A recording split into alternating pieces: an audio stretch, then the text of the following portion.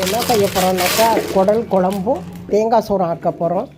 அது குடல் வாங்கியிருக்கோம், அதை க்ளீன் பண்ணி எடுத்துக்கலாம்.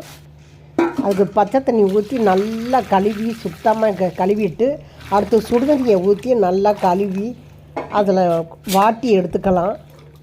அதை வாட்டி கத்தியை வச்சு அப்படியே க்ளீன் பண்ணால் சுத்தமாக வந்துடும். அந்த மேல் குடலை இந்த இப்படி நீவி எடுத்தோம்னாக்கா அழுக்கு பூரா வரும். அதே மாதிரி எல்லாத்தையும் சுத்தம் பண்ணி வெட்டி எடுத்து வச்சுக்கிட்டோம் கழுவி. அதில் மஞ்சளும் போட்டு கழுவி வச்சுருக்குறோம். இப்போ அதை வேக போட்டுக்கலாம் குக்கரில். அதுக்கு குக்கரில் போட்டாச்சு. இஞ்சி பூண்டு விழுதை போட்டுக்கலாம். கொஞ்சம் மஞ்சத்தூள் போட்டு கிண்டி விட்டு மூடிடலாம். கொஞ்சம் தண்ணி விட்டு மூடிடலாம். உப்பு போட்டுக்கலாம். இப்போ ஒரு 7 விசில் வேகட்டும். வெந்த உடனே இறக்கிடலாம். இப்போ வெந்துருச்சான்னு பார்ப்போம்.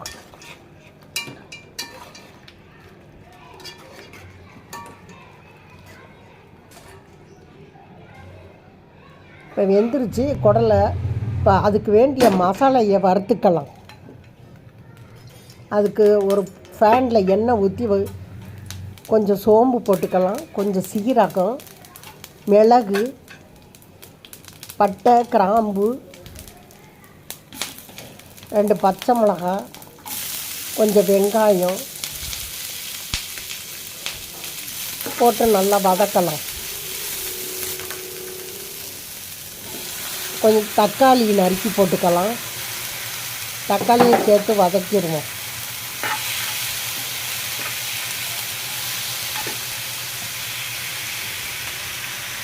ஒரு துண்டு இஞ்சி, கொஞ்சம் பூண்டு. குடல் குழம்பும் தேங்காய் சோறும் வீடியோ போடுங்கன்னு கேட்டது உங்களுக்கு இந்த வீடியோ. குடல் குழம்பும் தேங்காய் சோறும் ரொம்ப சூப்பராக இருக்கும். காம்பினேஷன் நல்லா டேஸ்ட்டாகவும் இருக்கும். இப்படி கருவேப்பிலை போட்டுக்கலாம். தேங்காய் கொஞ்சம் போட்டுக்கலாம். நல்லா வதக்கிக்கலாம்.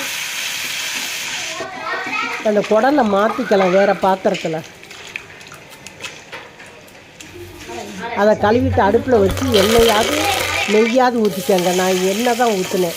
அதில் சோம்பு, கருவேப்பிலை, வெங்காயம் போட்டு வதக்கிக்கலாம். மிளகாத்தூள் போட்டுக்கலாம். பச்சை மிளகாய் வேறு போட்டு அரைச்சிருக்கோம். மிளகாத்தூள் அரைச்ச விழுதையும் சேர்த்து கிண்டிக்கலாம்.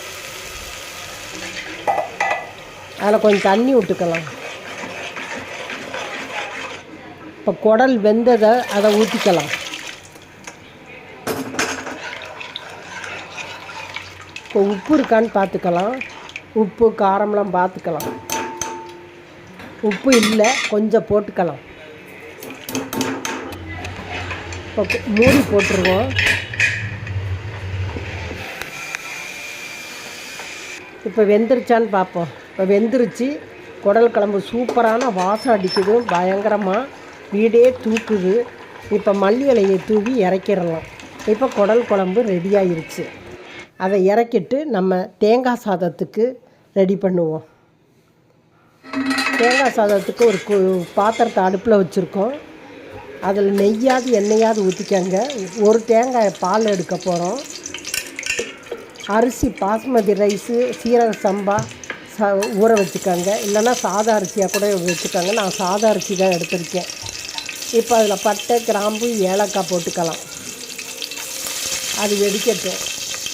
பச்சை மிளகா போட்டுக்கலாம். கொத்தமல்லி, புதினா போட்டுக்கலாம். அது நல்லா வதங்கட்டும்.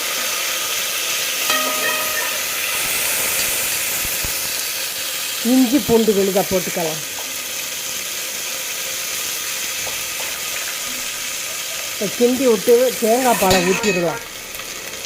3 டம்ளர் தேங்காய் பால், 2 டம்ளர் அரிசி, 1.5 3 டம்ளர் தேங்காய் பால் ஊற்றிட்டோம்.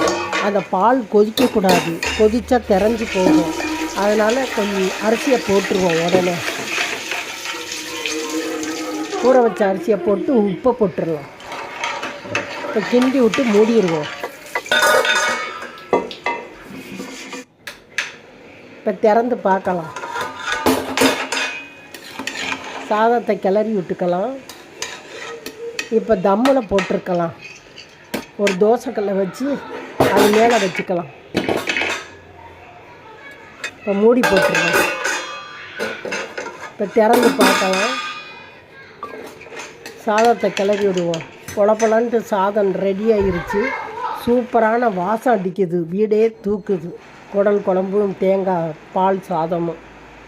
அந்த பால் வாடை அவ்வளோ இதாக இருக்குது. இப்போ குடலை வச்சு சோத்தை வச்சு போட்டு சாப்பிட்டு பார்ப்போம். சூப்பராக வெந்திருக்குது. இப்போ அந்த சோறை பிசைஞ்சு சாப்பிட்டு பார்ப்போம்.